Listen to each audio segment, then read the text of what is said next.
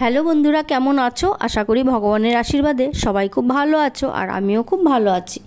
তবে আজকে কোনো ব্লগ ভিডিও নয়, আজকে একটা রেসিপি নিয়ে চলে এসেছি।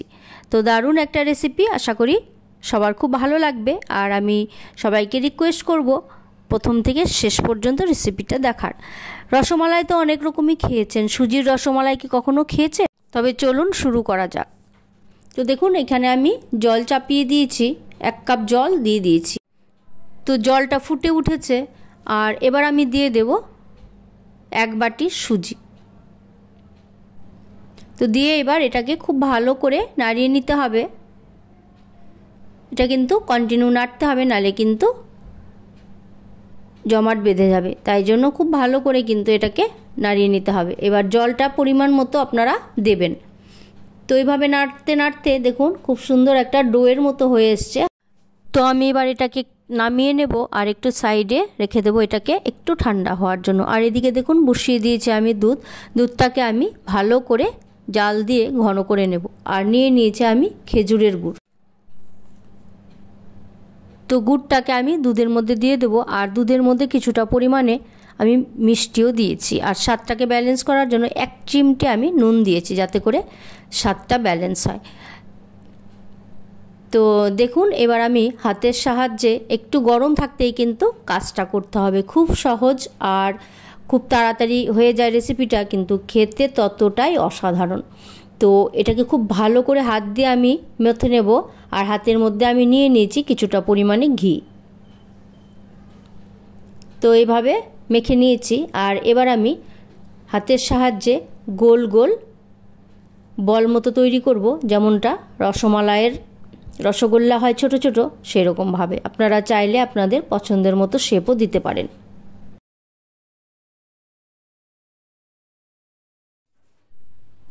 যে যেখান থেকে ভিডিওটা দেখছেন প্রত্যেককে অনেক অনেক স্বাগত। যারা শুরু থেকে আমাকে সাপোর্ট করে আসছেন অসংখ্য ধন্যবাদ। যারা আজ প্রথমবারের জন্য আমার চ্যানেলে ভিজিট করছেন তাদেরকে আমি রিকোয়েস্ট করব আমার চ্যানেলটাকে সাবস্ক্রাইব করে বেল বাটনটাকে অল নোটিফিকেশানে প্রেস করে রাখতে। তাহলে ভিডিও পোস্ট করার সাথে সাথে সবার প্রথমে কিন্তু আপনার কাছে নোটিফিকেশানটা চলে যাবে। ভালো ভালো ব্লগ ভিডিও আর রেসিপি দেখার জন্য আমার চ্যানেলের সাথে থাকবেন। তো দেখুন এইভাবে বলগুলো আমি সব একে একে তৈরি করে নিচ্ছি। ভিডিওটা দেখতে দেখতে কেউ যদি এখনও পর্যন্ত লাইক দিতে ভুলে যান, আমি রিকোয়েস্ট করব একটা লাইক দিয়ে দিতে। আর কোথাও যদি আমার ভিডিওটা একটুও ভালো লেগে যায় তাহলে আমি শেয়ার করতে রিকোয়েস্ট করব। আপনাদের এক একটা শেয়ার আমার ভিডিওটাকে অনেকটা দূর পর্যন্ত এগিয়ে নিয়ে যেতে পারবে।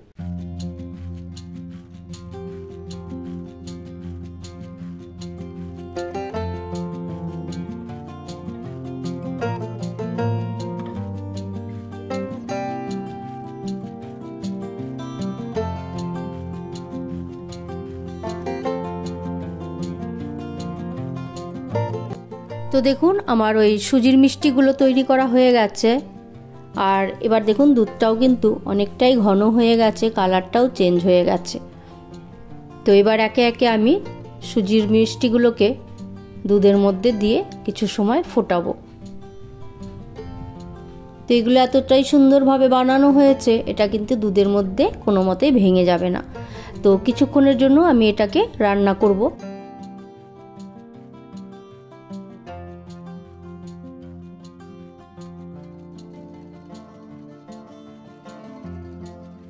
এটাকে কিন্তু একটু অনবরত নাড়তে হবে, নালে কিন্তু নিচে লেগে যাওয়ার চান্স থাকতে পারে।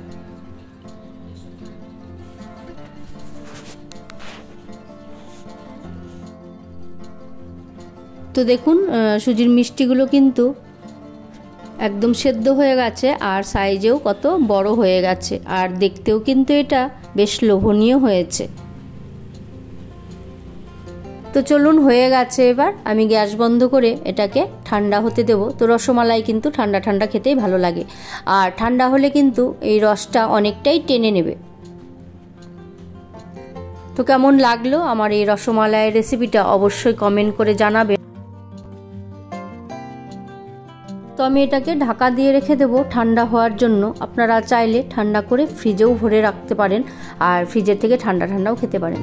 তো আমি এটা বাইরেই রেখেছিলাম, সারা রাত ছিল। আর দেখুন রসমালাইয়ের রসটা অনেকটাই কিন্তু ঘন এসছে, যেমনটা রসমালাইয়ের রস থাকা দরকার। তো একদম পারফেক্টভাবে তৈরি হয়ে গেছে আমাদের সুজির রসমালাইয়ের রেসিপি। তো কেমন লাগলো আমার রেসিপিটা অবশ্যই কমেন্টের মাধ্যমে জানাবেন। আর হ্যাঁ, বাড়ির প্রিয়জনদেরকে একবারের জন্য হলেও বানিয়ে খাওয়াবেন, তারা কিন্তু এটা খাওয়ার পর বারবার রিকোয়েস্ট করবে এই রেসিপিটাই বানানোর জন্য। তো চলুন আজকের মতো এখানেই শেষ করছি। সবাই সুস্থ থাকবেন, ভালো থাকবেন, খুব সাবধানে থাকবেন। নতুন আর একটা ভিডিওর সাথে খুব তাড়াতাড়ি দেখা হবে। সবাইকে অনেক অনেক প্রাণ ভরা ভালোবাসা এতক্ষণ আমার সাথে থেকে ভিডিওটা দেখার জন্য।